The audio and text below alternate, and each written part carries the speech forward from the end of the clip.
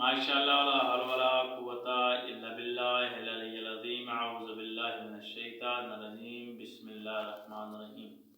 السلام علیکم ناظرین، آج جو ہم ویڈیوز لے کر آپ کی خدمت میں حاضر ہوئے ہیں، جو عمل جو وظیفہ آپ کی خدمت میں لے کر حاضر ہوئے ہیں، وہ اچھے اخلاق کے لیے وظیفہ ہے۔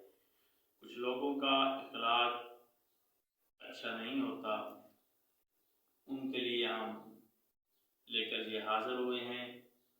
آپ نے ہر نماز کے بعد یا ایک نماز کے بعد آپ نے پڑھنا ہے ایک تسبیح یا غفورو،